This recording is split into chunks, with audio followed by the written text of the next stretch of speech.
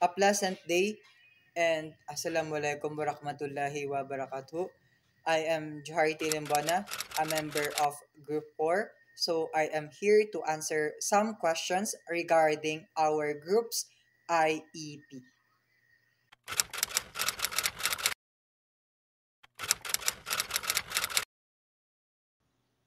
I was the one responsible for presenting the results, identifying strengths and areas for support, and helping the team align with goals with the students' unique needs.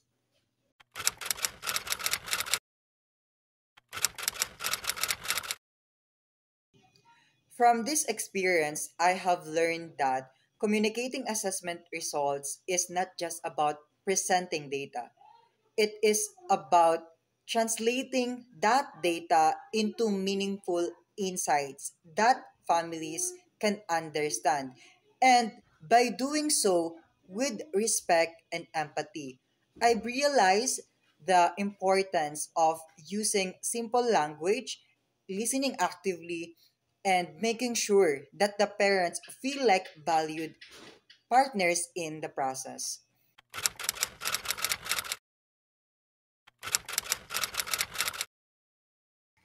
In my own words, portfolio based assessment is essential in special education because it offers a holistic view of a student's growth over time.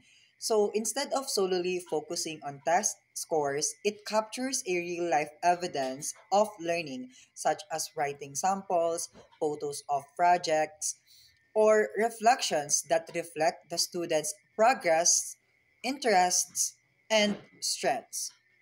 And the most important thing there is that it respects the diverse learning styles of students. One important assessment tool our group designed was a simple checklist tailored for our IEP goals. It supported learning by helping us track progress in a concrete way and adjust strategies when needed. To communicate the assessment results effectively and respectfully to the parents, one strategy that I would use is the positive sandwich approach. So, how does it work?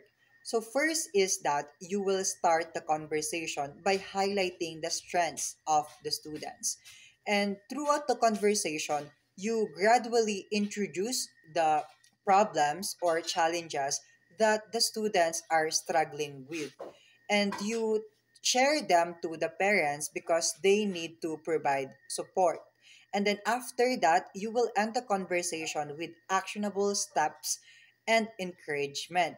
So this type of strategy helps build trust and it helps to keep the conversation supportive and not overwhelming.